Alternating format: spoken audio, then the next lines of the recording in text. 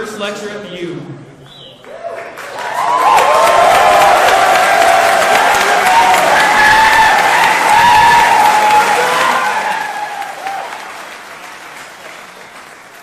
YEF at Utah was founded at the U in early January 2017. It is a project of Young America's Foundation.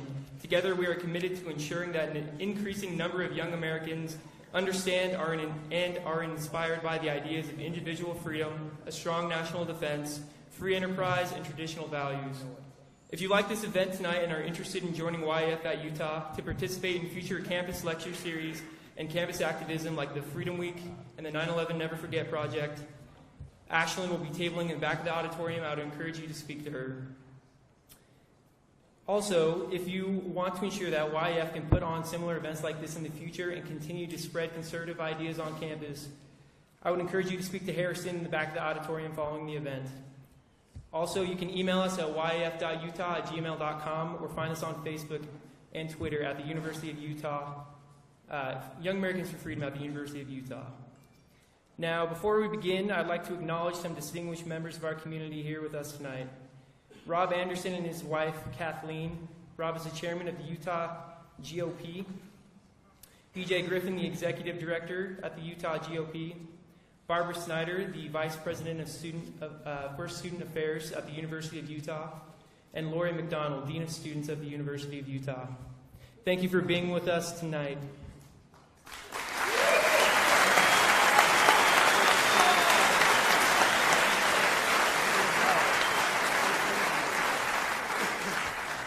Young Americans for Freedom here at the U would like to especially thank Police Chief Brody and the University and SLC Police Departments for their spectacular work they have done to ensure our safety and the safety of everyone attending the event. You all have a thankless job, and we appreciate what you do for us and the community day in and day out.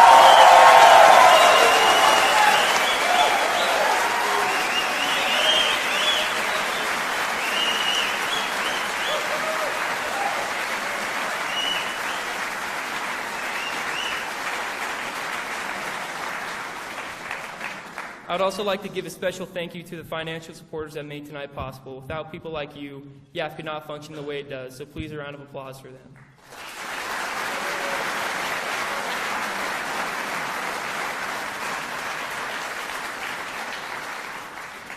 And finally, I'd like to acknowledge and applaud those students, both inside the room tonight and outside, who have made their voices known through protesting this evening talk. For they, like us, are participating in the process of public discourse by taking advantage of their rights of free speech.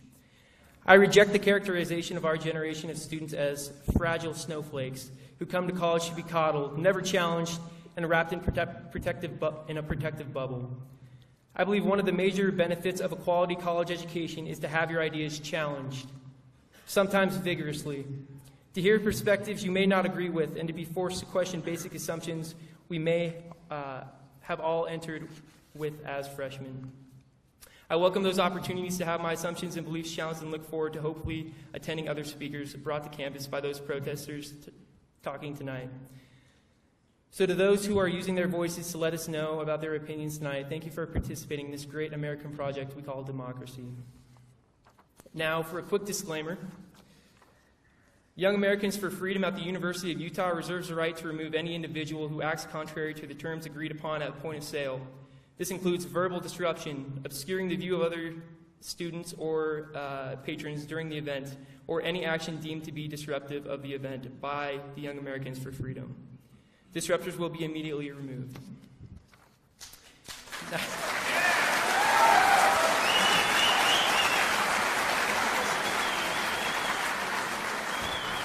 And now, on to our speaker tonight. Ben Shapiro is an American conservative political commentator, columnist, author, radio talk show host, and lawyer. A native of Los Angeles, Shapiro graduated high school at 16. He graduated from UCLA with a BA in political science before moving on to Harvard Law, which he graduated in 2007. He has written 7 books, including the New York Times bestseller, Bullies, How the Left's Culture of Fear and Intimidation Silences America. Ben is currently editor-in-chief of The Daily Wire and host of The Ben Shapiro Show. His podcast is the #1 conservative podcast in the nation, with a huge following of people under the age of 35.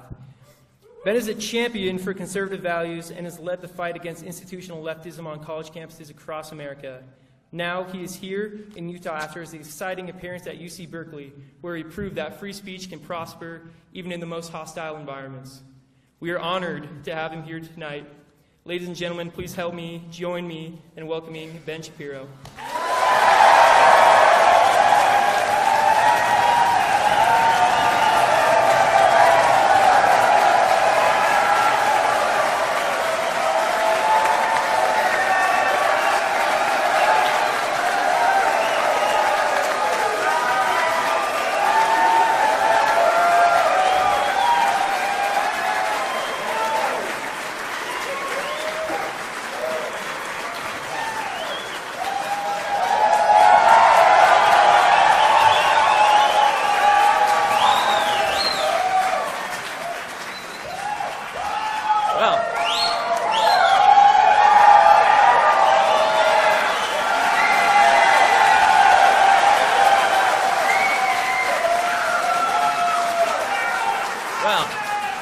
Thank you all for coming out. Thank you all for coming out. Well, it's always amazing to be in Utah, the only state in the union where I'm the least clean-cut person in the state. I want to thank Young America's Foundation. I want to thank the campus chapter that brought me out, because obviously they did yeoman's work in doing so. I feel bad that we didn't have a bigger venue. Apparently there were a couple thousand more people who wanted to come. I am grateful for all of the hard work, specifically of the University Police Department. So thank you to them.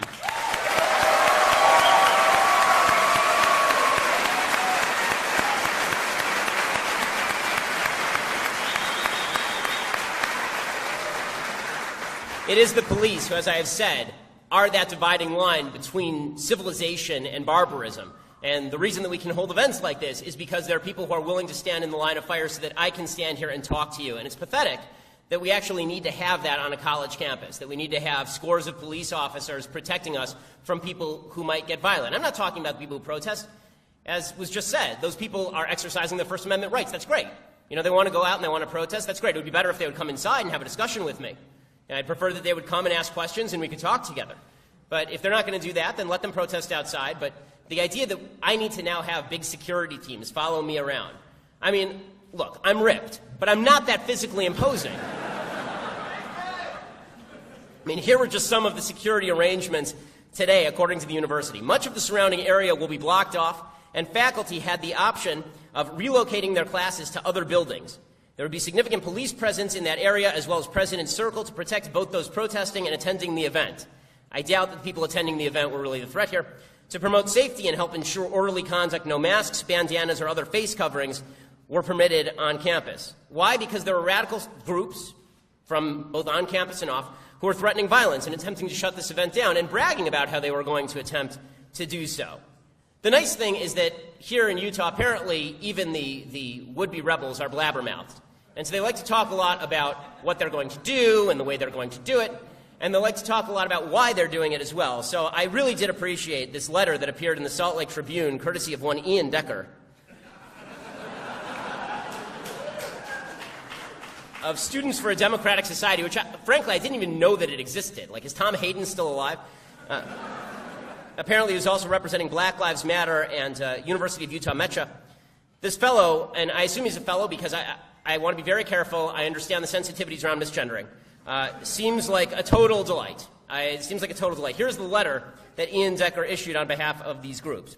We have no shame in saying that we intend to shut down Ben Shapiro. Right, because you're stupid.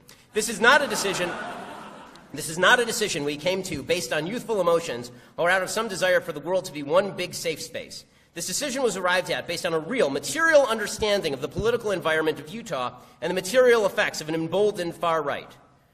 As an example, Utah is already a state with a homelessness and suicide crisis among LGBTQ youth. Ben Shapiro has openly called transgender people mentally ill.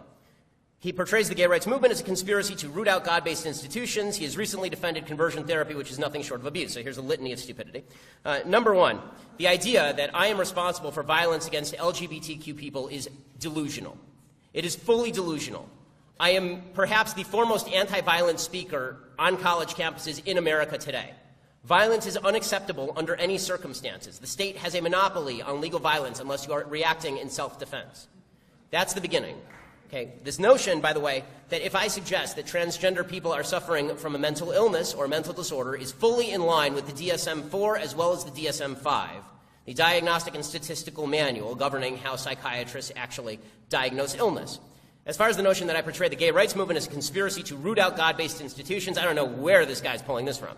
What I have said is that if there are members of the radical gay rights movement who suggest that my synagogue should be forced to perform a same-sex marriage, or that my business should be forced to cater a same-sex wedding, that is obviously an attempt to root out God-based institutions. Clearly.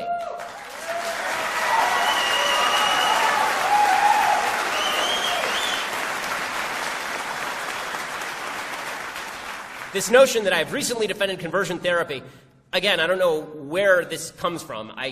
To my knowledge, I don't think I've ever actually defended conversion therapy. What I have suggested is that parents, in consultation with their children, have the right to go to psychiatrists, to see psychiatrists for any treatment they choose. It's a free country. That's all. You know, I don't see any real good sociological data that suggests that conversion therapy is effective, or even that you should do it.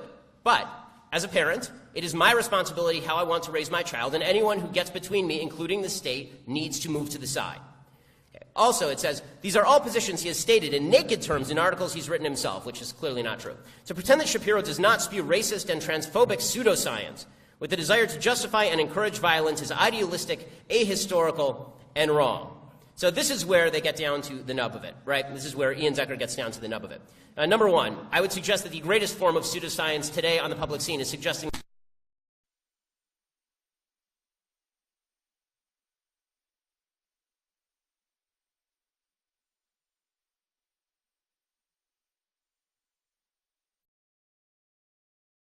at Berkeley. There's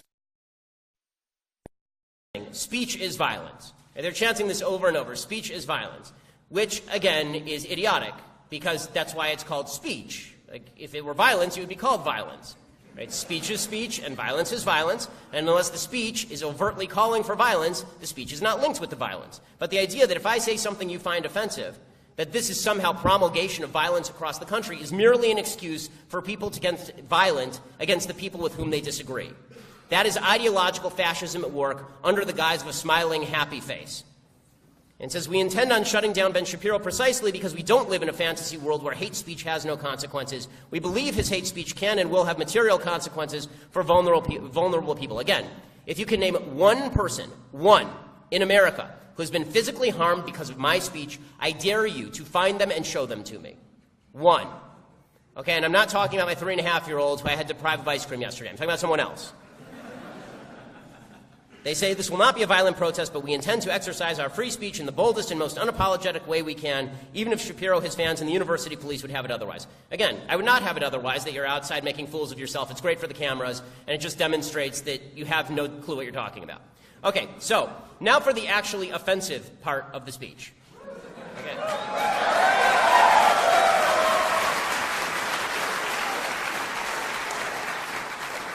Here's the part that the left seems to find so all-fired offensive lately when I talk.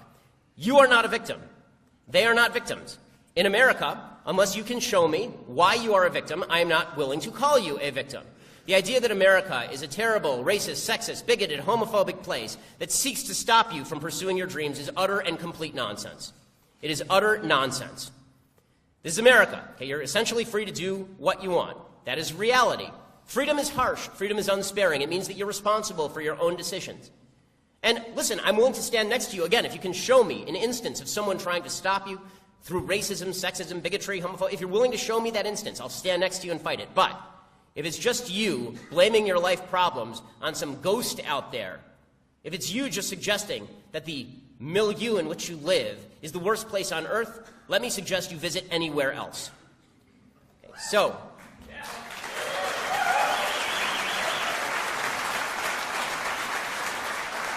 and when I say this, people on the left, for some reason, find this non-empowering. To me, this is the most empowering thing that anyone can say to you, is your life is your own, and it's your decision what to do with it. That you get to make the decisions that make your life better. This is the basic conservative worldview.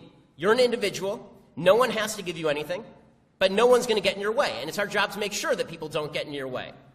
That is the basic constitutional worldview. That is the viewpoint of the founders of this country, which is why this is the greatest country in world history. The left doesn't believe this, however. The left doesn't believe that you're an individual. The left believes in intersectionality, the idea that you are a member of a group. The left believes in a hierarchy of victimhood. We can tell how much you've been victimized by looking at the color of your skin. We can tell how much you've been victimized by looking at your place of birth. We can tell how much you've been victimized by the kind of clothes you wear. Okay, this is nonsense. But what it does do is it's pretty popular on college campuses because it removes the requirement for you to make good decisions with your life. If you fail, if you suck at life, you don't have to blame you. You can blame everybody else, which is super duper convenient. Now, the way this works is that you form a coalition of people who all believe that their problems are caused by the United States more broadly, and politically speaking, the people who benefit from this are political and media elites who then use that as an excuse to tear down the system itself. The system is so bad, right? You're a black person. You know the system is bad. Join with me, a gay person who knows the system is bad. Join with me, a Latino person who knows the system is bad. We'll tear down the system, and we'll build up a big government system in its place. This is why the left likes to use intersectionality. It's a substitution of identity politics warfare for class warfare. Now, in order to make this work, they have to have a hierarchy, because not everyone can be equally victimized. So what they do is they break everybody down into groups, and they decide that your opinion is only valuable if you are a leftist member of these groups. And we can decide whether your opinion is more or less valuable depending on which group you belong to. So the hierarchy of victimhood goes something like this. If you're LGBT, and Q, then we suggest that you are at the very top of the victimhood hierarchy. You have been most victimized in the United States, and therefore your opinion must be taken with the most gravitas. After that, we get to black folks. Black folks have been historically victimized in the United States, which of course is true, but the idea that every black person now is being individually victimized by the United States is not true. But they go back to the history, and then they say, okay, black people have been super victimized. That means if you're black, your opinion is worth more, and no one can challenge your politics without also challenging your identity. So it goes LGBTQ, and then black folks, and then Hispanic folks, and then women, and then Jews, and then Asians, and then way down at the bottom, white straight males. Right? Those are the people who are at the very bottom, and their opinions do not matter at all, because those are people who are beneficiaries of the system, right? They don't get to talk about the system, because they're the ones who built the system. They're the ones for whom the system was created. America was built in order to benefit rich, white, straight males, and ever since, it's been benefiting rich, white, straight males. And so they don't have anything to say until they acknowledge their white privilege. And if they do acknowledge their white privilege, they still can't say anything unless it's just mimicking what other people say. That's the best way to acknowledge white privilege. If you're a white ally, you'll shut the hell up. Right? That's the idea here. You can even see this. There's an Antifa video that was going around the internet over the past couple of weeks. It's really hilarious. It's what appears to be a Latina Antifa woman talking to this gangly white Antifa nerd and telling him that he should shut up and punch a Nazi. He should not talk. He should just punch a Nazi. Because if he talks, then he's demonstrating his white privilege. But if he punches a Nazi, then he's a real ally. And that's how this logic goes. There's one problem with this. None of this is true. This notion of this hierarchy of victims, that everybody in the United States is treated by group identity by the system itself. Of course, I say this every speech, and people on the left constantly ignore it. Of course, American history is replete with racism and sexism and bigotry and homophobia. Of course, that is true. And of course, some people are affected by the after effects of these things. Right? If you grew up in a community that suffered under Jim Crow, it's possible that you have less familial wealth passed down generation to generation. Of course, that's true. You'd be a fool to deny that. That's not the same thing as saying that you get to affect injustice today in order to correct injustices in the past. You do not get to harm people who have never harmed you because somebody's dad once harmed your dad. That's not how justice works. That is injustice. And it's also not true, by the way, that America is a place where nobody can change their circumstance. America is a place where everybody can change their circumstance. This notion that America was created specifically for the benefit of rich white males to preserve their power. Absolute, utter hogwash. Just complete bull. The way that you know this is complete bull is because the highest single earning group, average family, is Asians. The Constitution, last I checked, was not written in Korean by a bunch of straight Korean males who wrote the Constitution specifically to preserve their own place at the top of the Asian-dominated American hierarchy. The fact is that there is tremendous mobility in American society. This is the American dream, is this mobility, and that still exists. So now I'm going to explain why, if you're a member of particular groups, you're not a victim. So I'm not just going to leave it at telling you you're not a victim. I'm going to explain why you're not a victim. Okay, let's start with black folks in the United States. Are you inherently victimized because you're black? in the United States. So again, for the second time, slavery, Jim Crow, evil, no excuses. Of course. And of course those have historical after effects. That is not the same thing as saying that people who are living in bad circumstances today are doing so because the system today is unfair. That is not the same thing at all. I require that when I have a political conversation with somebody, that they prescribe a solution. Okay, it just can't be whining about the circumstances of America. I need a solution, because usually the whining doesn't even boil down to evidence. It boils down to America is racist, therefore support my program, and if you don't support my program, it's because you're a racist too. That's not an argument, that's an emotional appeal. And it's nasty and it's vicious, because the implication is that you're a racist if you disagree with them, which is garbage. So, let's talk about the income gap between black folks and white folks in the United States. Again, it is true. Familial wealth 2 generations ago, there was a big gap between black folks and white folks, and that gap exists today. Is that entirely due, or even largely due, or even mostly due to historic injustices, the lack of income mobility in large swaths of the black community? No, it isn't. Income mobility still exists. According to the Brookings Institute, a left-leaning institute, 2% of Americans who followed these 3 simple rules are in permanent poverty. Only 2%. The other 98% of Americans who follow these 3 simple rules will not live in permanent poverty in the United States. Get married before you have babies, finish high school, get a job. That's it. Those are the 3 simple rules. Okay, I don't think that it's asking too much to suggest that we are all capable of doing these things. High schools around the United States suck. If you can write your name, you're going to finish high school in the United States.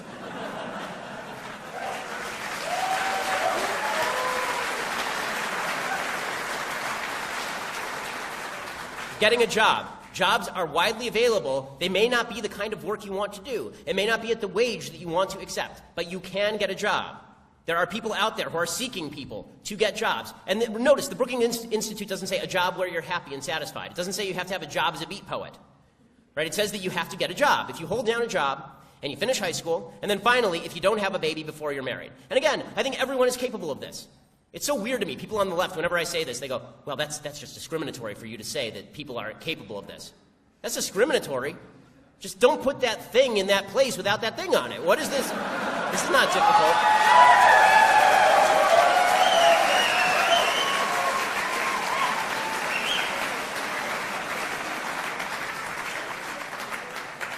75% of Americans who have followed these 3 simple rules and started off in the lowest quintile in America's economy have moved into the middle class. 75%.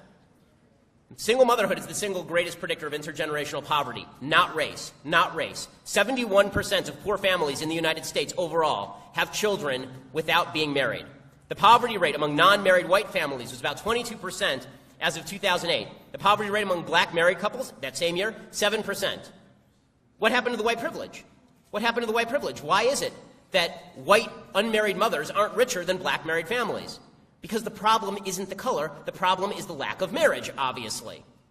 Okay, how about crime? There's this notion that the police are systemically racist. They're going around and just arresting black people willy-nilly so that they can fill the prisons with black people for no reason other than they hate black people. Okay, nonsense. Not true. Not true. You know what's a really easy way not to end up in jail? Do not commit a crime. Really easy way not to end up in jail.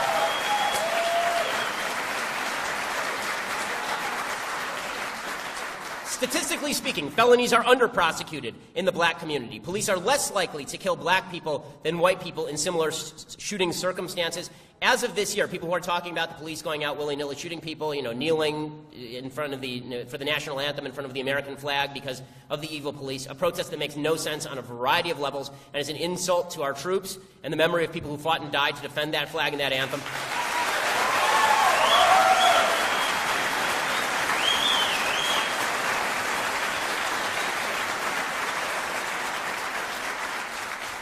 Notice I didn't say those people should be fired. I'm just saying they're morons. Okay, the fact is that according to the Washington Post, this is the Washington Post, okay, not a right-wing source. I try not to use right-wing sources so that people on the left can't accuse me of cherry-picking the data. According to the Washington Post, there have been 721 police shootings this year. Grand total number of black unarmed people shot by the police, 9.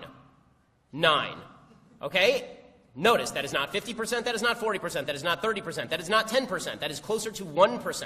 Closer to 1%. And just because a perp is not armed, or a suspect is not armed, to be more specific, does not mean they didn't try to attack the police.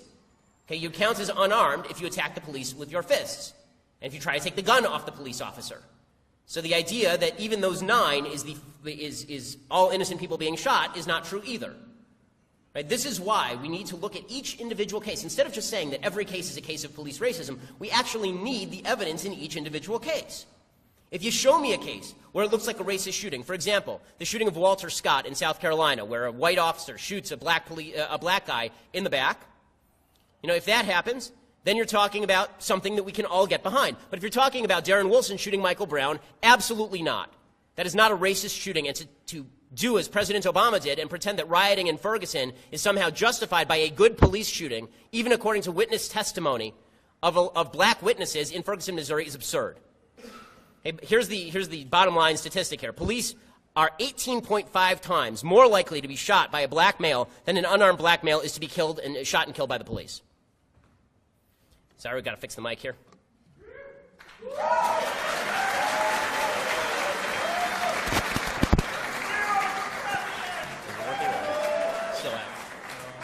Alrighty. Is it back on or I'm just rolling? Okay, keep rolling. All right, fine. Okay, if you are a woman in the United States, you are also not a victim. This notion that women all over the United States are being raped and fired and brutalized, and it's just like the Taliban, and Donald Trump is somehow a peculiarly anti-woman force in legislation. All this is nonsense. Okay, here's the actual reality. First of all, let's start with the college rape statistics, because this is a big one on college campuses. There's this weird idea that's been floating around, promulgated by people in the Democratic Party, that 1 out of 5 women on a college campus is raped every year. Okay, I'm not going to ask for a show of hands, but I can suggest, oh, there we go, okay, good. But I can suggest that this statistic is absolute hogwash. The statistic has no merit, the idea that 1 in 5 women on college campuses has been sexually assaulted or raped. Number one, if your parents, women in the audience, if your parents sent you to a campus where you had a 1 in 5 chance of being raped, you should sue them for child endangerment.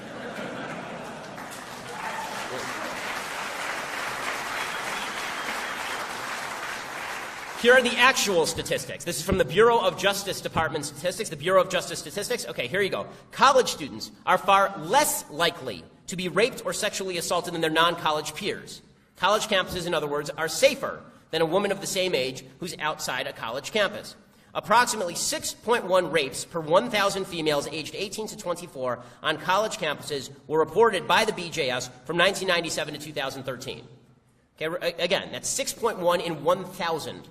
What we are told by the media, what we are told by folks on the left, is that number is somewhere between 200 and 250 out of 1,000. The actual statistic is 6. Okay, that is not a college rape epidemic. And by the way, this is not making light of rape. As I always say, rapists should be castrated, imprisoned for life, or killed.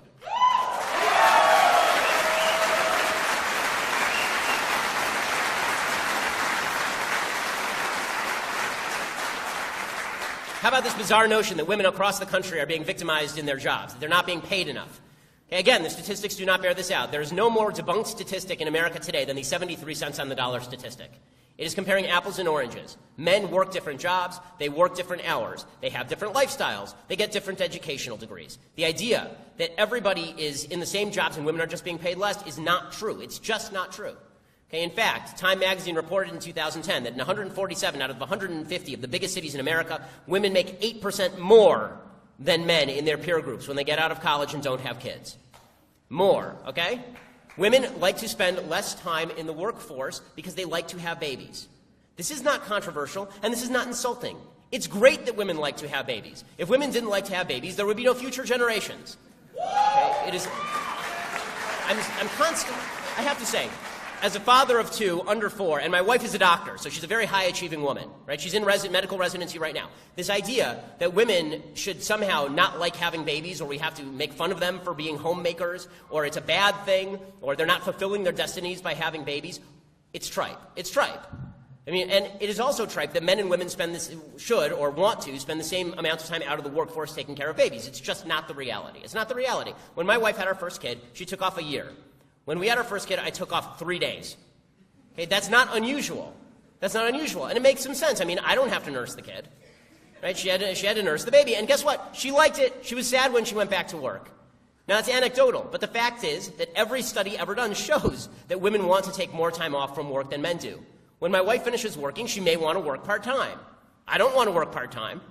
Okay, that's very typical. Men like working different hours. Men work more hours. If a woman has a choice, on average, between going to an activity that involves her child and working the extra 3 hours at the office to get those billables up, the woman will go hang out with the child.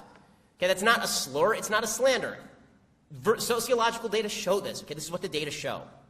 That's not a bad thing. It's a wonderful thing. Men and women are not the same. Men and women are different. These are things we should celebrate. Women have a superpower. They get to create other humans. That's an incredible thing. Why are we ripping on this?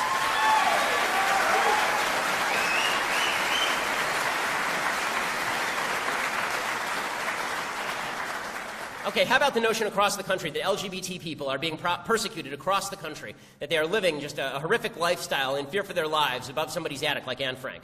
Okay, this is not true either. Women in lesbian couples make far more money than women in straight couples. Men in gay couples make slightly less money than men in straight couples, but same-sex couples with both partners in the labor force make $8,000 more per year on average than straight couples. They're also typically higher educated. As far as the notion that hate crime statistics show this wild upsurge in the amounts of hate crime against gay people, the hate crime statistics also tend to show that there's a huge amount of hate crime, for whatever hate crime is defined as, against Jews. This is the greatest country in world history for Jews. Okay, the statistics show that the rates are actually pretty similar for hate crimes against gay people. Every single hate crime should be prosecuted against a gay person. Every single one of them. Just as they should against Jews or black people or anybody else. But this idea that gay people are walking around living in brutal fear in America today, it's just not the reality. It's just not the reality. And by the way, as for the notion that you're a victim, in any sense, because you walk into a place and you say, I want you to cater my same-sex wedding, and therefore you're victimized by American society if the religious store owner says no, you're not a victim because that person has no duty to serve you. Just as the gay baker has no duty to serve the Westboro Baptist Church annual function. Okay, it's a free country. You get to serve whoever you want.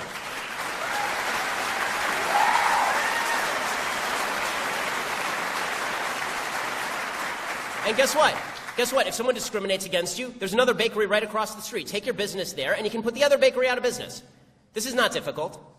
And there's this great myth that flies around in left-wing circles that if it hadn't been for the federal government, discrimination never would have ended on the private level in the United States. That's not true. You know what kept discrimination in place on the private level in the United States? Government.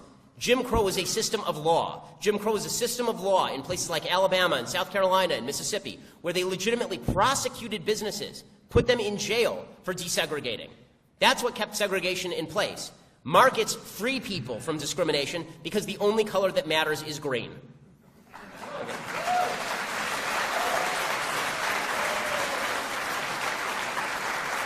Finally, there's this notion in America that if you're poor, that you're a victim in American society. This is the Bernie Sanders stupidity, that there's the 1% versus the 99%, and everyone in the 1% is taking advantage of all the people in the 99%, and please, where did I put my pudding? Again, the statistics do not bear this out. The idea that the rich are getting richer and the poor are getting poorer ignores how statistics work. People in the top 1% 10 years ago are not in the top 1% now. People in the top 1% now may not be in the top 1% in the future.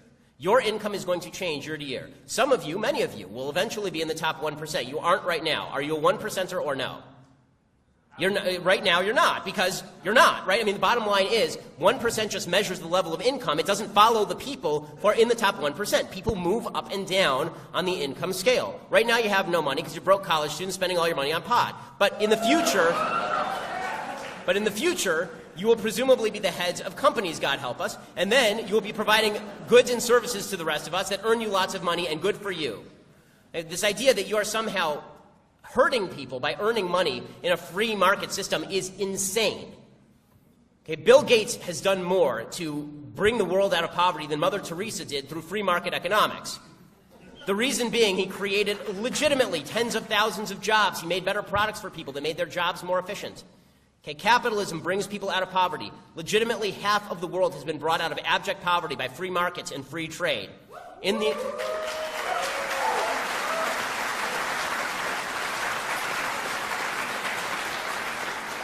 United States, the upper middle class grew from 12% of Americans in 1979 to 30% as of 2014. So this idea the middle class is falling apart, it's not true. Most of the people in the middle class are now in the upper middle class. Everyone's life is getting better, and if your life is getting better more slowly than Bill Gates, how does that hurt you? Your life is still getting better. Okay, if you live next door to Bill Gates, you're still doing fine, even though your house doesn't look like his. Almost 9 in 10 Americans have a standard of living above the global middle income standard. We're the richest, most prosperous country in the history of the world. And as for the notion that the rich people aren't paying their fair share, again, the statistics do not bear this out. If you are in the top quintile of income earners, you pay, after we take into account the kickbacks that everybody gets from the federal government, the various benefits and checks that are sent to you, if you're in the top quintile of income earners in the United States, you are literally footing the bill for 85% of all non-mandatory federal spending. Okay, if you're in the top 20% of income earners, 85% of net federal revenue is coming from you. The people at the top are paying not some of the taxes, not most of the taxes, virtually all of the federal income tax in the United States. So this idea that they are somehow screwing everybody else over, I promise you, when people like me sign 6-figure checks to the government every year, that I'm not screwing anybody, I'm the one who's getting screwed, okay?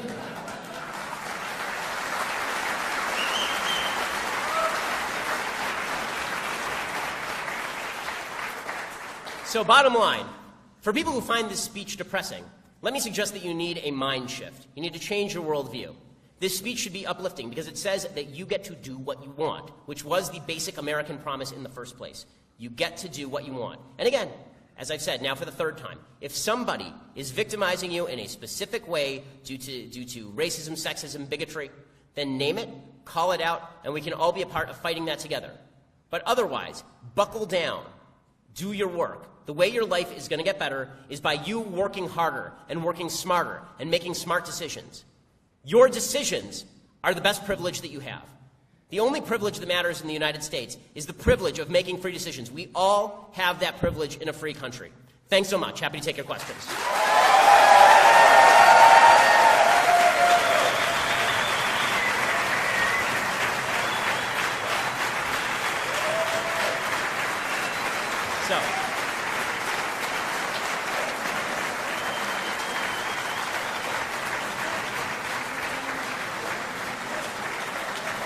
Alrighty. So, now for everybody's favorite part, the Q&A. So, as always, we have a standing rule. If you're one of the brave liberals or leftists who came out to hear me, and I appreciate it, and you want to ask a question, raise your hand, you go to the front of the line. People who disagree always go to the front of the line. That's the standing rule. So.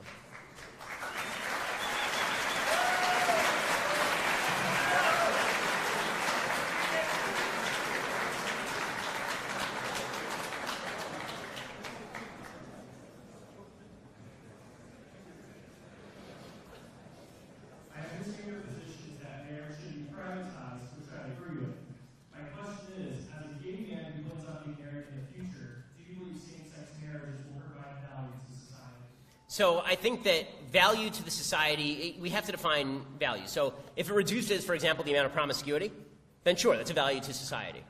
Right? Less promiscuity means generally less sexually transmitted disease, so that would be a value to society. But that is not a value that you can necessarily measure within marriage because there are many different types of marriage, unfortunately, and monogamy is not always the way that marriage is run. Ask Dan Savage. So, as far as gay marriage providing a benefit to the state, the only benefit that I can see is if presumably you can make maybe an argument that people who are locked into a monogamous relationship are more likely to be solid citizens, basically, less likely to sleep around, less likely to be profligate with their money because they're saving up for things. And maybe that's a benefit for society, sure. But the chief benefit of marriage was never about locking a man to a woman. I mean, the chief benefit of marriage, which is why I believe that the state really, if it has any stake in marriage at all, has a stake in traditional marriage.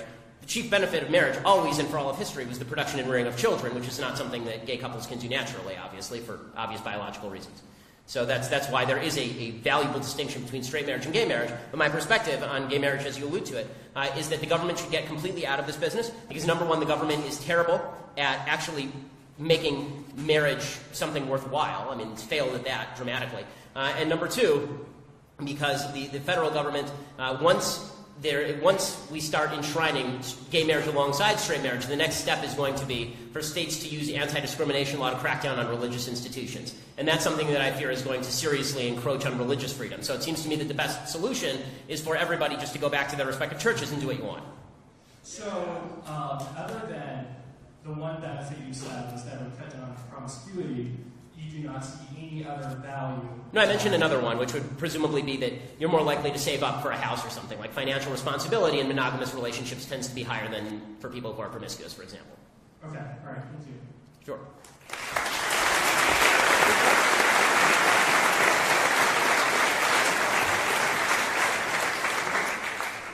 Hello? Okay, cool. Thank you, Tom. All right. Hey, Houston, I actually really agree with you a lot more than I disagree with you. It tends to be a thing among reasonable people. So, I appreciate it. Yeah. So, my question that I have for you essentially stems from an article that you've written, essentially why atheism is morally bankrupt. Mm-hmm. And in it, you essentially say, essentially without God, we can't really have morality, or without a soul, we can't really have choice. But you seem to be presuming that the existence of the soul and existence of God kind of baselessly. Do you have any justification or evidence for those presumptions? Sure. So the existence of, so I'm going to make now an Aristotelian/Aquinas argument for the existence of God. So the basic idea, and I'm going to try and boil this down so it makes some sense. The basic Aristotelian argument for the existence of an unmoved mover is the idea that there are a bunch of, every object around you has actual and potential, right? It has an actuality and it has potential. So if you have a candle and it's made of wax, it has the potential to be a pool of wax, but that potential is not fulfilled unless something acts upon it. The only thing that can act upon an object and make it fulfill its potential is either another object that has its own potential, or something that is pure actuality, right? It does not have any potential. It's just actual. It just exists, right? So the idea in the Aristotelian argument for God is that if you don't want an infinite regress of causes, if you don't want an infinite regress of things that have actuality and potential, and then something has to actualize it, and something has to actualize it, and something has to actualize it, you have to come to the unactualized actualizer, right? A thing that just is, right? A thing that just exists. And as Aquinas says, this is what we call God, right? This thing that exists and has the capacity to actualize the potential of other objects. And so this is his argument for the existence of God, that otherwise you get an infinite regress, and there need not be an infinite regress of causes. Now, this is a basic Aristotelian argument, as I say, that is shaped by Aquinas. There are other good arguments about this. One is based on the principle of sufficient reason, this idea that we have the capacity to understand the universe. So if you believe that you have the capacity to understand the universe, which most scientists and atheists believe, that we have the capacity to understand the universe, are there limitations to that capacity? So the principle of sufficient reason suggests there are no limitations, we just don't have enough information, but if given proper information, we can understand every aspect of the universe. If that's the case, then you have to ask, okay, that creates a system where, to understand things are contingent on one another, right? If a baseball hits a window, that's contingent on me hitting the baseball. So again, and this is true for every scientific law, laws of nature, right? If there's a law of gravity, then we try and discover why is there that law of gravity, where did that come from? And so the idea is that if you're a believer that we have the capacity to understand all of these things, and that we have sufficient reason to understand the universe, then there has to be something outside the system of contingencies that got the ball rolling in the first place. Right? A timeless being that is pure existence, again, it's a very similar argument. A timeless being, it has to exist outside of time because otherwise it would be fulfilling a potential. Things inside time always have a potential to be fulfilled, but things outside of time don't have a potential to be fulfilled. So I've described to a being that has pure existence, that exists outside of time, and that has the potential to actualize anything. That's God. So that's the argument in favor of God. Now, you don't have to buy it, but that's the evidence-based argument in favor of God. The problem that I have with scientific materialism is that all of human society is based on notions that are directly contrary to scientific materialism. And the reason that I say that atheism is not a good basis for a moral system is that atheism is not the basis for any moral system. There's no guiding principle. Right? I can make an equally valid argument on one side or another based on a system where there is no God, and not only no God, no being that created the universe in order to perform certain functions. So if you read Aristotle, what Aristotle says is that human beings were created to perform a certain function. Sorry, long-winded answer. That human beings were created to perform a certain function. That function was to reason, right? This is Aristotle's idea. And so every object was created to perform a certain function. If you don't believe that, if you believe that everything arose spontaneously or randomly, or that just came about through pure chance, then you can't say that there's an is-ought gap that David Hume points out that is unbridgeable. You can't get from is to ought, and you have to make up your own moralities. That's the basic argument. Okay. I actually agree with you with a lot of that, right? I don't think atheism is a point that we can really rule off anymore. I'm not saying, by the way, that atheists can't be moral people. They absolutely can. Oh, no, I'm not saying you are. Yeah. I simply, so how did you rule out, though, a naturalistic explanation, though, for the existence of reality? Because it kind of sounds like a God of the gaps argument, right? Where it's like, we're an argument for incredulity, right? So essentially, I can't think of a better argument, therefore my argument, or therefore God. No, I don't think that that's right. I think that the God of the gaps would say, things I don't know, I'm going to attribute to God. I'm saying that in order for anything to be actualized, there has to be something, and this is a basic principle. Okay, thank you. Just really quick with that point and stuff. So if you're not familiar with like theoretical physicists, or particle physicists, yes, like Sean Carroll and Lawrence Krauss, right, where essentially they say things kind of wink and blink out of existence. Yes. Yeah, with essentially things function different on a quantum level, right? So we live in a realm of Newtonian physics, right? So different, essentially, realm of domain of applicability as they yes. Right? No, I understand this argument. Yeah. So the Aristotelian Aquinas answer to that would be, you're still suggesting that there's a system in which that happens. Where does that system come from? Okay, yeah. Because otherwise you end up, basically, you end up with three final analyses of the possibilities of the universe. One is the unmoved mover, one is an infinite regress of causes, and one is the brute fact, the kind of Bertrand Russell argument that there are just brute facts in the universe and we can't understand them. Well, that doesn't really explain anything, the brute fact thing. Right? That is a God of the gaps argument, right? That's saying we can't explain it, so it's a brute fact we're done. That's the same thing as a God of the gaps argument. Cool. Thank you. Thank you.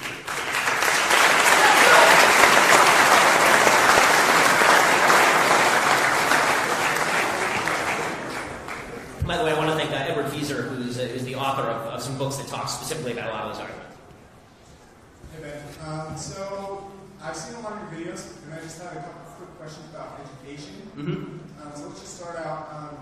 And where do you stand on it? Where would you like to see it in 50 or 100 years? Well, I think that education needs to get back to a perspective where we are training people for actual activities rather than training people for whining outside this lecture hall.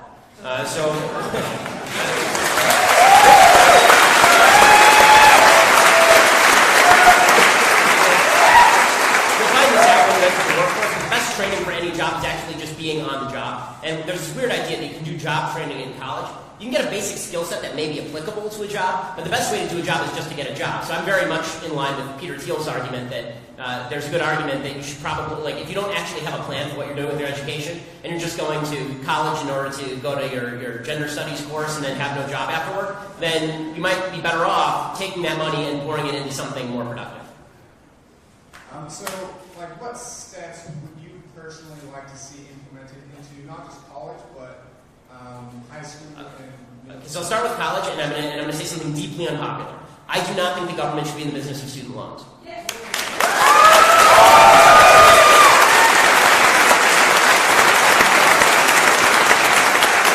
reason I say that is because the government is not answerable to anybody. It's just a giant money bag, and they have an interest in providing student loans to anyone who will take it because now you're dependent on the government and you like the government.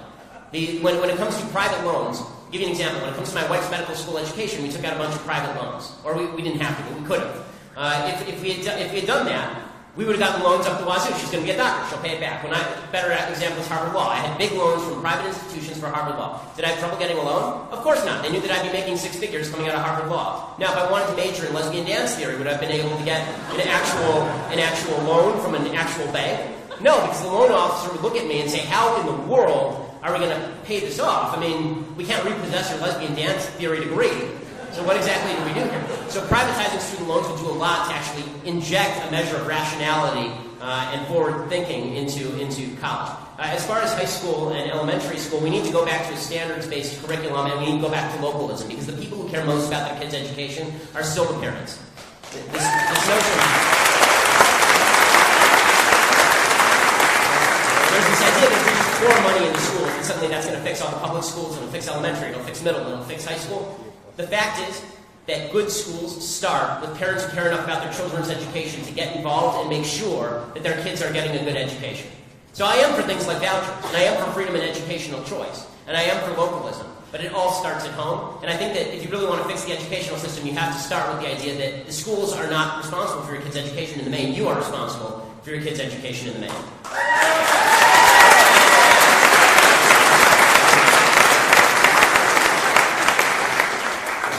Oh, you want to shake hands? Yeah, sure.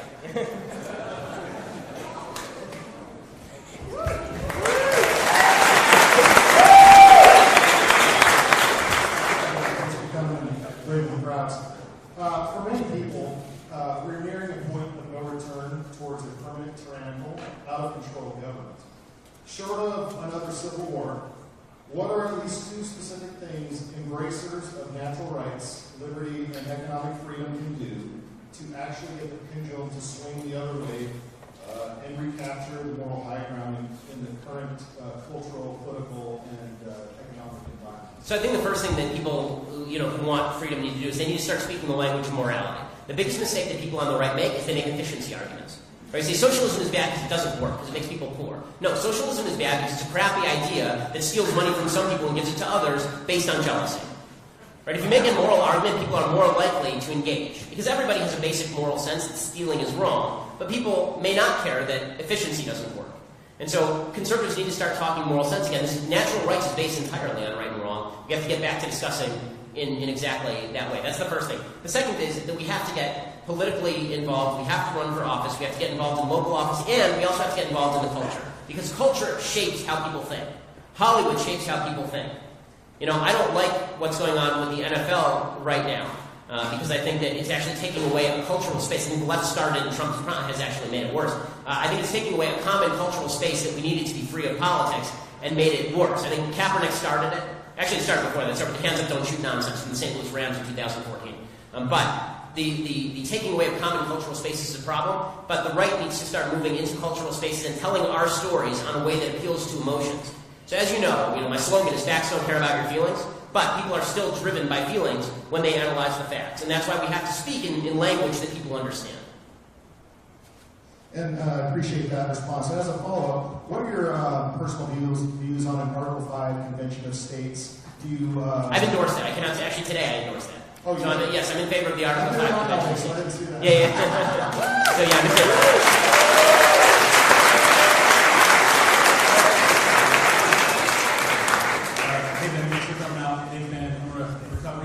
Socialism lover. Thank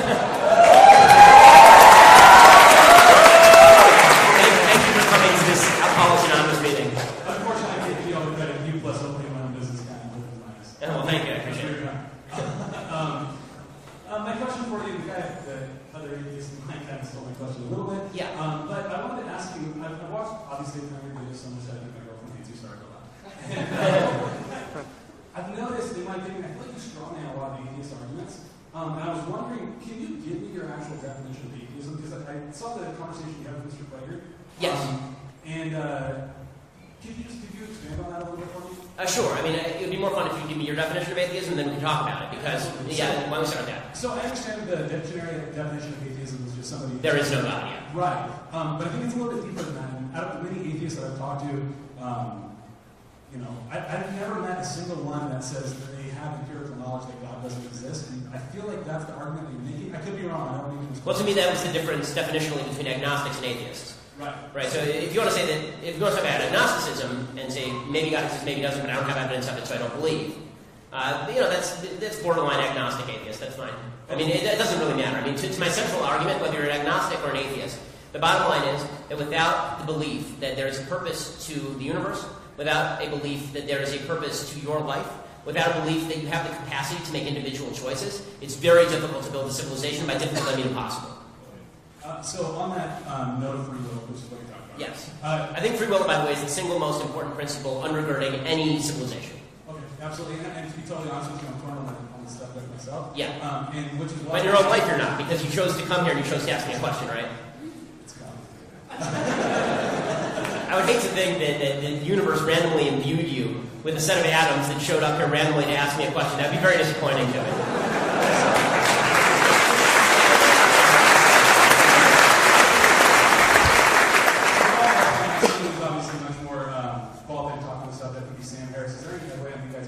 Oh yeah, no, we're scheduling it right now. Actually, one of the things that we're talking about doing is he invited me to do actually a live podcast with him at a forum in San Francisco, like a couple thousand people. Yeah, actually, I was at dinner with Sam Harris about 3 weeks ago, and we had this conversation for 3 hours. Yeah, so I think Sam's an intelligent guy. I think he has some good arguments. I think that, let's put it this way, it's harder to argue for either atheism or religion than it is to argue against either atheism or religion.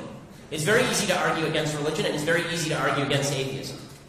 It's particularly easy, I think, to argue against atheism in the sense that atheism is not useful. I mean, from a pragmatist viewpoint, atheism undercuts a lot of the central premises that you need in order to have relationships with other people.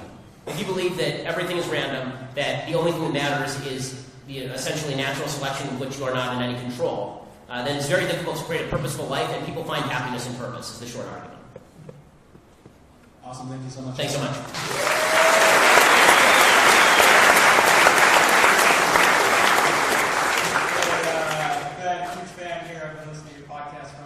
Well, thank you. I appreciate it. Still waiting for your president candidacy when you. So hopefully one day. But no, one of the things that I love that you. I may have a shot in Utah. I think I have some trouble in California. No,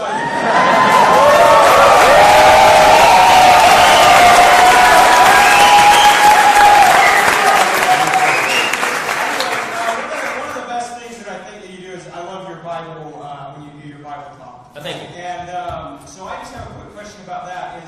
Is in the book of Isaiah, in chapter 5, Isaiah talks about that there will be a time where people will call good evil and evil good, and dark light dark. Is that what you believe is happening right now? And if so, what advice do you give to someone in college who 90, or I don't know the exact statistic, but a majority of the professors are liberal and can essentially affect your grade, and you're basically just told to keep your mouth shut unless you agree with it? So I think throughout history there have been people who called light dark and dark light. I think there's certainly a large contingent of people in the United States who do that now. Who don't speak the language of logic, who invert language to say things like speech is violence, right? I mean, I think these are, or man is a woman and a woman is a man. Like these are things that do not have linguistic meaning, right? This is foolish. But as far as what you can do in class, so I'm a pragmatist about this, and that is that every conversation should have a purpose, and every attempt to speak out in class should have a purpose. So you need to weigh the consequences of what you're going to do. There are some professors who are wonderful and perfectly open about hearing dissenting points of view. When I was at Harvard Law School, one of those professors for me was a woman named Lonnie Guinier, who I believe was nominated for Undersecretary of Labor under President Clinton, and was so radical to the left that she was rejected by a Democratic Senate. She and I got along famously. She ended up writing me a recommendation for my law firm job. So I think there are people on the left who are like this and love hearing arguments and enjoy it. And those are the people that you treasure when you find them, because it's fun and it's interesting. And sometimes you change your mind. But I think that if it's a professor who's going to grade you down, your best option is not to leave your future in their hands. So just talk to students outside of class. Talk to other people outside of class. Write what the professor wants to hear in the blue books. I graduated summa cum laude from UCLA. The way I did that is I would speak out in class, but we had blue books. The blue books were all anonymous. So in class I would talk like Milton Friedman, and in the blue books I'd talk like Bernie Sanders. That's it. A+, man. So I mean, that's it.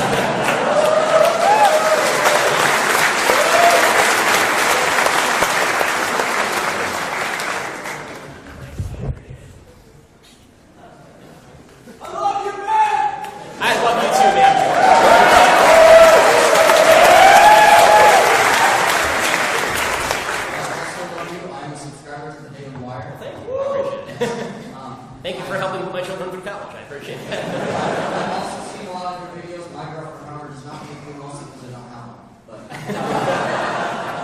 so I do disagree with you on a few things, though. You said on your show a couple of times your opinion on the Dreamers.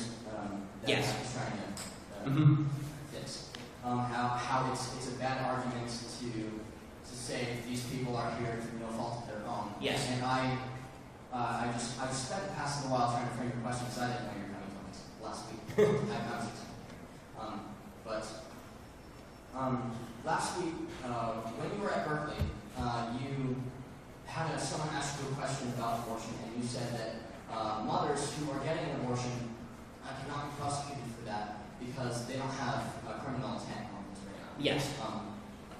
You've also said in a bunch of your videos that children are incapable of consent. Wouldn't that also mean that they're incapable of mens rea? Yes. So they are incapable of mens rea, but the crime of illegal immigration is not one that requires intent. So there are certain crimes that are strict liability and certain crimes that require intent. So, for example, If a crime that requires intent is murder. Murder requires intent. First-degree murder requires intent. If I trespass on your property, that is not necessarily a crime that requires intent. Or if I accidentally stumble on your property, I don't necessarily have to have had intent to stumble on your property for the police to prosecute me for trespass, right? Because that's a strict liability crime. There are certain crimes that are like that. Illegal immigration is one such crime. Now, the argument that I've made on Dreamers is that I don't think all Dreamers should be deported. I think that we should analyze whether someone should be deported not based on the circumstances why they're in the country, but on the benefit they can provide to the country. So we should analyze people on a one-to-one basis. Meaning, are you a person who is here being productive, contributing to the country? Are you part of the American dream? Stay. If you're not, get out. Right? And that's how I feel about, any choice that we can make about people, whether we're bringing people in legally or whether we're determining what to do with people who are already here illegally. That seems to be the same standard. If you're here illegally, you should go to the back of the line and way behind the people who came here legally. And then my follow-up question to that is, what would you have these people who are in this situation actually do to show to the United States government that they're willing to be responsible potential citizens? So I think that your life record tends to show it. So the DREAM Act, or what would be the DREAM Act, applies to people who are between the ages of 16 and 31 as of 2012, I believe. So that means that all those people are now above the age of 21, right? That class of dreamers. Because I think that did it close? I think it may just be closing now. It's possible that Trump closed it now, so I don't want to get the facts wrong here. But the bottom line is that the majority, the bulk of the people who are dreamers are now of majority age, right? They're not between 16 and 18, they're above the age of 18. That means that you've had some track record to show whether, at the very least, you're not going to be damaging to society. So you haven't committed a crime, you're not on welfare, you're not on food stamps, you're not living on the streets, right? You have a job, you're trying to hold down the job. You've gone to college, you've served in the military, right? It's an obvious example. So I think there are certain criteria that are pretty objective that we could use on that score. May I shake your hand? Sure.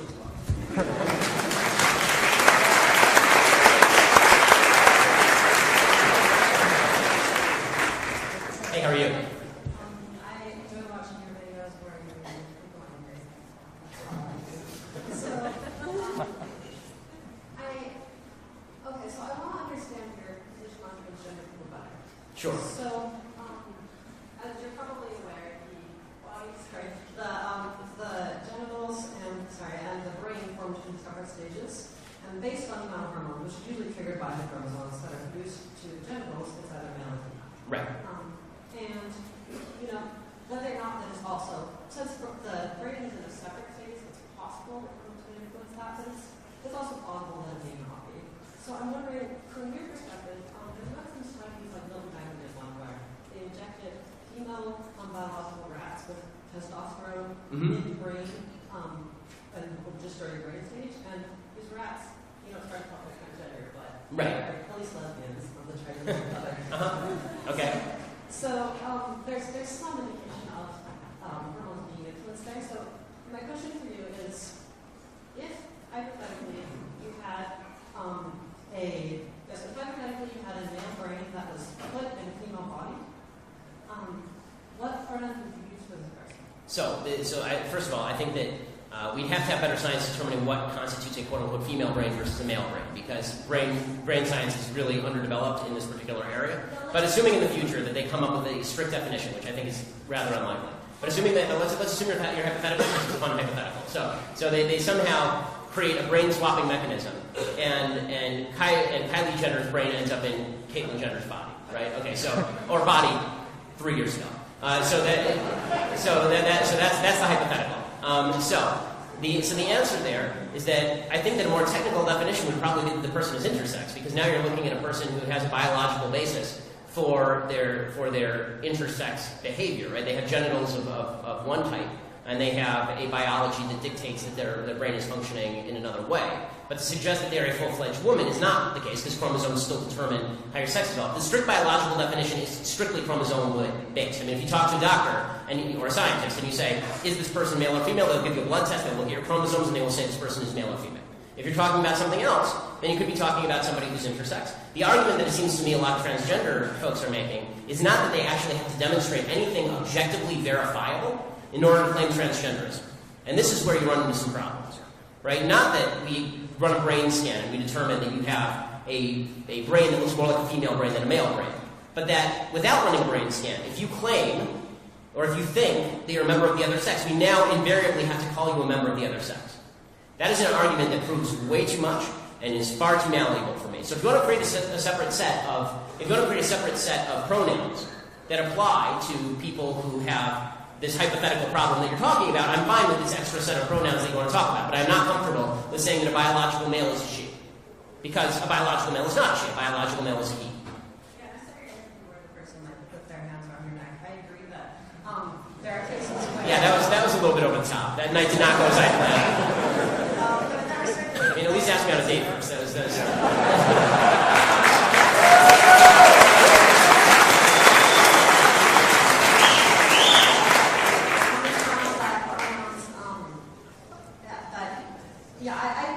And I also, sorry, quick other note. I think that one of the problems here is that people, when they talk about, gendered brain, for example, this is why I keep saying we need some sort of objective test if we're going to talk about this, like an objectively verifiable test that you can look at a brain scan or something. Because otherwise, you get really quickly into very anti-feminist things, like, it's a male, but he's a very effeminate male. Right? They'll say things like this, right? They'll say his gender is female because he's very effeminate. Well, that's actually really stereotypical. Well, he likes cooking and sewing and stuff. Like, that seems kind of like feminists might have a problem with that.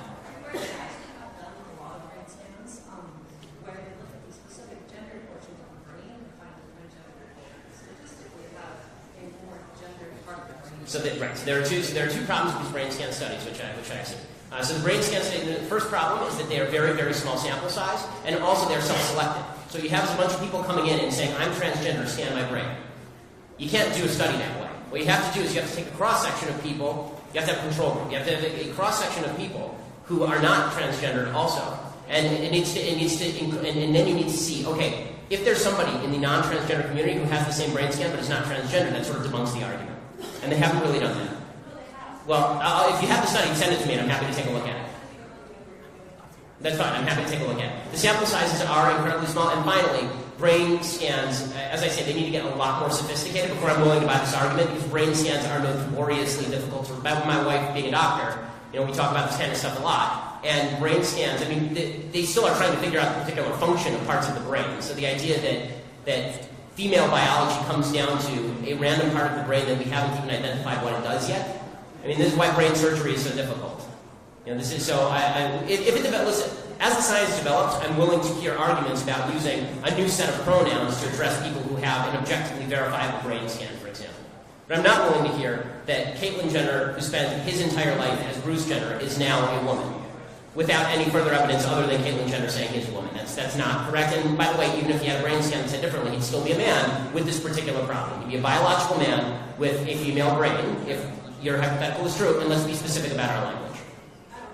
Yeah, thank you. I appreciate it. Thank you.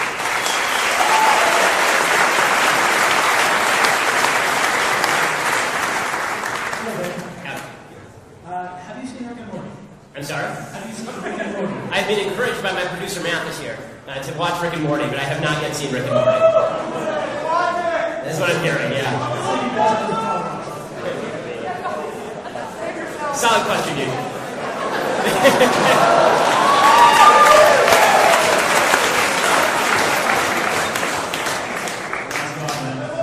It's going okay, how are you? I'm good. So I watched the videos of every fight debater. How do you know I took third place on my 6th grade debate team? So, prepare yourself. So, I watched your interview with Piers Morgan, and I know it's important to down Piers Morgan. This is a question for them.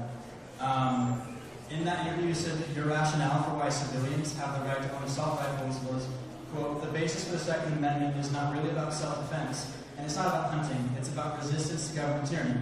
That's what the founders said, and that's what the right believes in this country.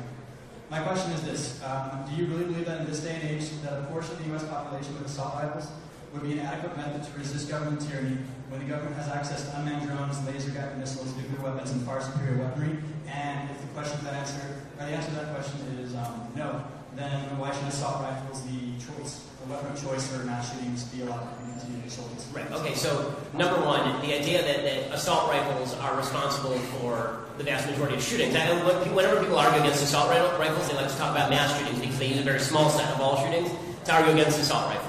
But the vast majority of gun-involved deaths involve handguns, and the left is uncomfortable with arguing that we should ban handguns. So instead, they pick a very small subset like mass shootings, and they say, let's ban the ARs. Okay, so that's number one.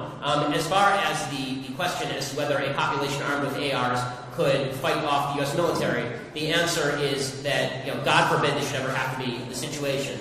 God forbid, God forbid. But the answer is yes. I mean, have you been to Utah or Texas? The answer is yes. And the reason the answer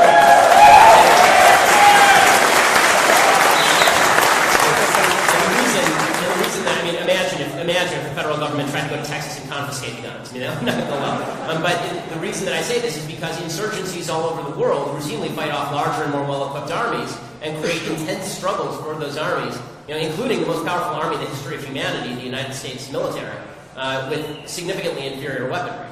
So when you're talking about a country of 330 million people, where there are 100 million guns in this country, 100 million, right? The active duty members of the U.S. military, it's like 2 million active duty members of the U.S. military. And I don't want to argue in favor of a tactical, in favor of how this would go. But the military minds that I've talked to, including people who've gone to the War College, say that, the idea that the U.S. government would immediately overrun all civilian areas and take away all the guns seems to me a little bit optimistic. Again, this is why we need to have a civilized republic, because God forbid it should ever come to this point. But the idea that it will never come to this point to take away all the guns, I think, has been belied by every democracy, virtually every democracy in the Western Hemisphere at some point or another.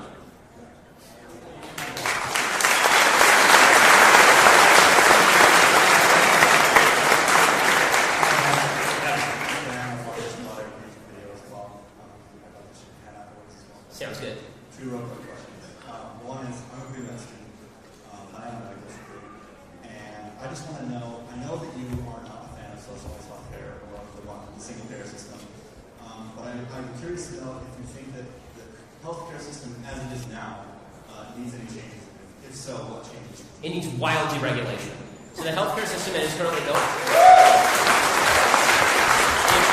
in a wide variety of areas. First of all, we do need to disconnect and work to disconnect employer-based health insurance. Right? You need to buy individual health insurance. Basically, everyone should be on the individual market, and health insurance companies should be competing for your business, and you should voluntarily form associations to buy health care with your church or your synagogue or your friends in order so that you can take care of sick people.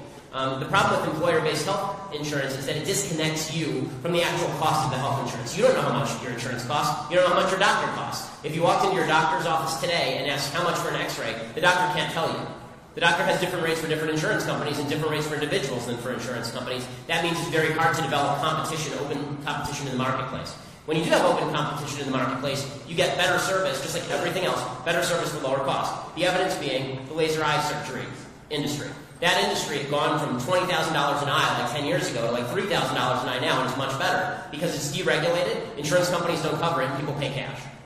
Right? So whenever there's competition, then you get cheaper health insurance, and more people keep cheaper health care, and this holds for health insurance too. And that allows more doctors to go into that business. This is why doctors now want to be ophthalmologists, right? Or optometrists. So the idea of deregulating that aspect of the marketplace is useful. Deregulating health care across state lines would be another easy one. Preventing, I think, loosening state licensing for medicine, I think would help. It's basically a cartel. The idea that you have to be a doctor in order to draw blood or take particular tests, I think is ridiculous. And the fact is that nurses are doing most of this stuff anyway. So, my wife works in hospitals. I keep referring to her because I love her and she's amazing. But not just because of that, because she works with nurses all the time. And this is where we're moving anyway, right? Regardless, nurse practitioners are taking over more and more of this stuff. But it's ridiculous that you should have to pay $100 to see a doctor to prescribe you Tamiflu. Right? That's silly. It's silly. I think that we have to deregulate a lot of those sorts of things. More competition. The real question is not how do you bring down the price of healthcare. That's pretty easy. It's the same answer there as it is everywhere else. The real question is what do you do with the people who didn't buy healthcare and now they're 70 years old and they're sick? Right? That's always the hard question. And the answer is that this is where social institutions are so important. This is where churches and synagogues come in. This is why we give charity. Right? This is why we have to work with our fellow man. This is why, even atheists should be very much in favor of churches and synagogues that take care of all of these people who wouldn't be able to take care of themselves on their own. And if churches and synagogues won't do it, then you can have a baseline system where, these people are put into a high-risk pool, for example. But you have to make sure that you don't actually undercut the incentive for young people to buy health insurance. Because if you have this backstop, then people will rely on the backstop. That's the way to bring down costs. The real question is, how do you increase the supply of doctors? Everybody talks about bringing down costs. How do you increase the supply of doctors? The answer is more competition. They get paid more. There's less red tape. There's less regulation. They see more patients.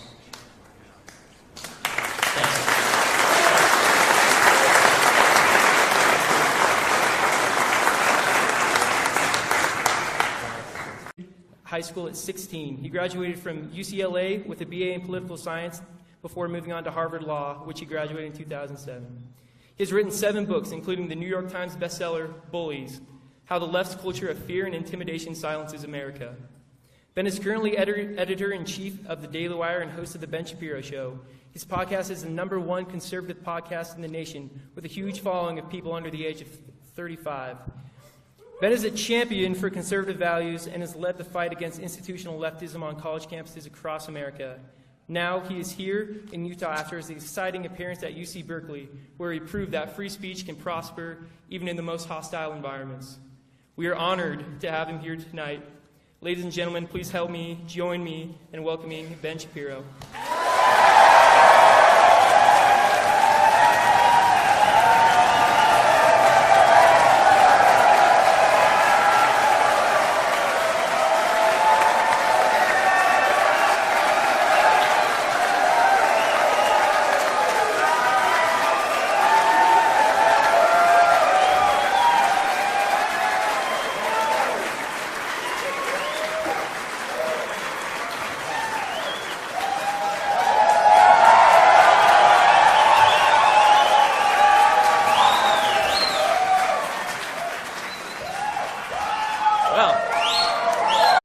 Lecture at the U.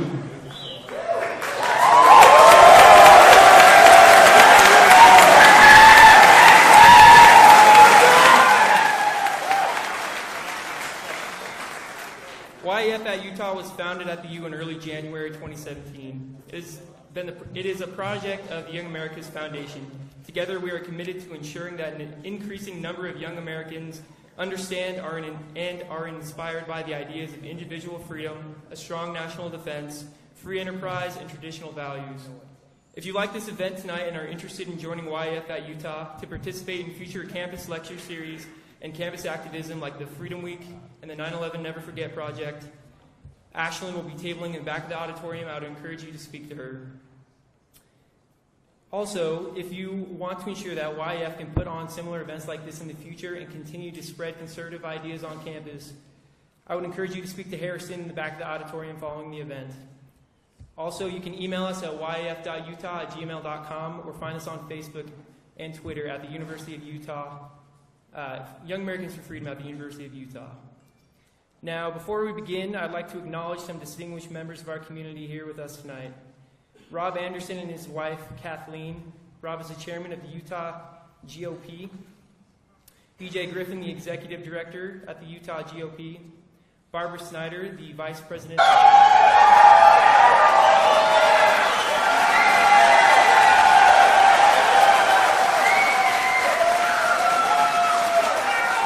Well, thank you all for coming out. Thank you all for coming out. Well, it's always amazing to be in Utah, the only state in the union where I'm the least clean-cut person in the state. I want to thank Young America's Foundation. I want to thank the campus chapter that brought me out, because obviously they did yeoman's work in doing so. I feel bad that we didn't have a bigger venue. Apparently there were a couple thousand more people who wanted to come. I am grateful for all of the hard work, specifically of the University Police Department. So thank you to them.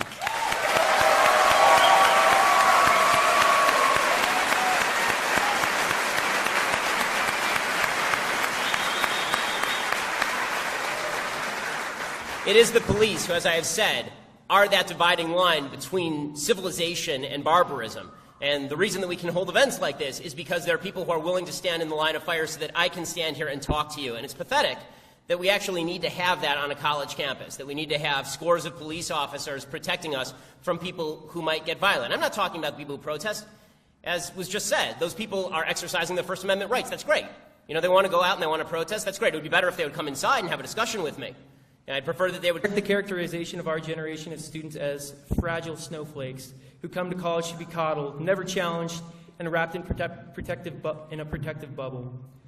I believe one of the major benefits of a quality college education is to have your ideas challenged, sometimes vigorously, to hear perspectives you may not agree with, and to be forced to question basic assumptions we may have all entered with as freshmen.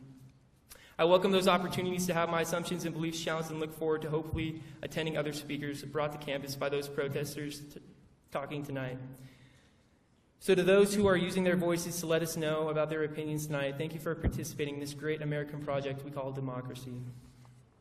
Now, for a quick disclaimer, Young Americans for Freedom at the University of Utah reserves the right to remove any individual who acts contrary to the terms agreed upon at point of sale.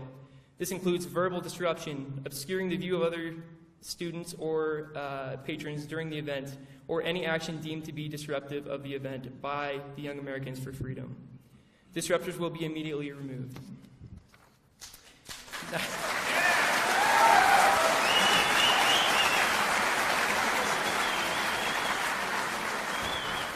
And now, on to our speaker tonight.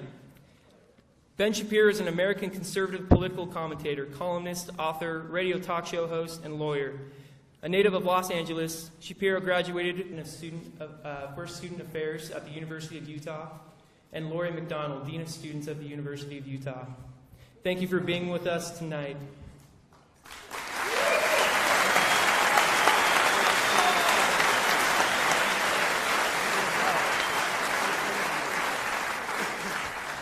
The Young Americans for Freedom here at the U would like to especially thank Police Chief Brody and the University and SLC Police Departments for their spectacular work they have done to ensure our safety and the safety of everyone attending the event.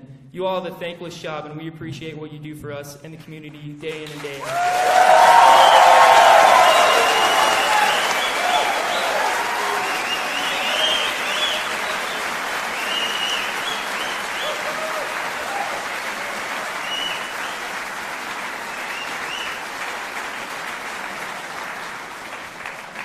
I'd also like to give a special thank you to the financial supporters that made tonight possible. Without people like you, YAF could not function the way it does, so please a round of applause for them.